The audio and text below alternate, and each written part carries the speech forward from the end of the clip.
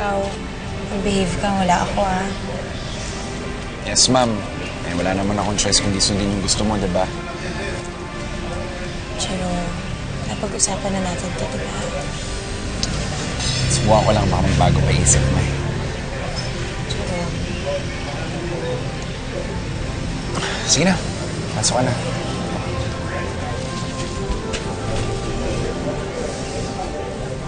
Ingat ka, ha? ingat ka. Bye.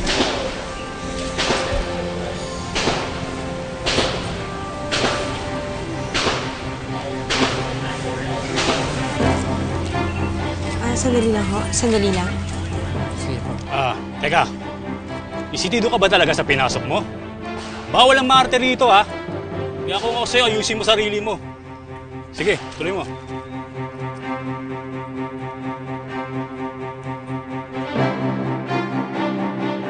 Lingid kay Bebs, habang nag-aaral siya sa PNPA, ay palihim pa rin siyang dinadalaw ni Jerome kapag nagsisimba siya sa tuwing araw ng linggo.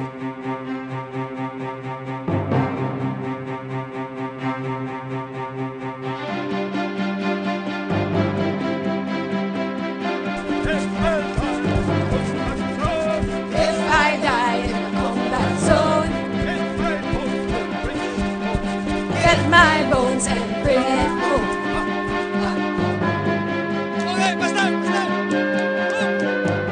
Habang napapasabak sa iba't ibang training sa PNPA, ay palagi rin naman siyang dinadalaw ng nagre-reschooling na si Pablito.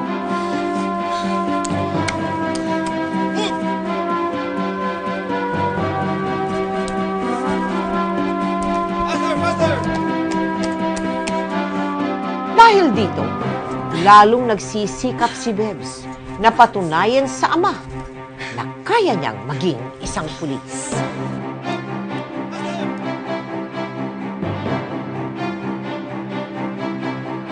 $45, $46, $47, $48, $49, $50.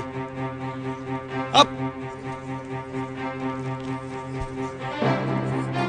Harap sa likod. Ha! Gulag!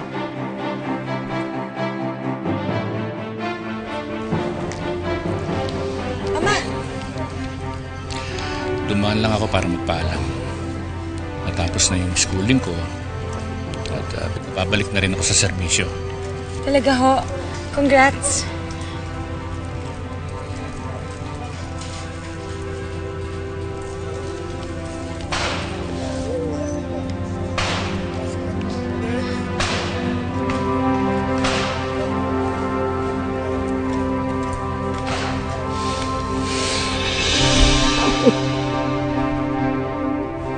Tuluyan na nga magkakaayo sa mag-amang Pablito at Bebs.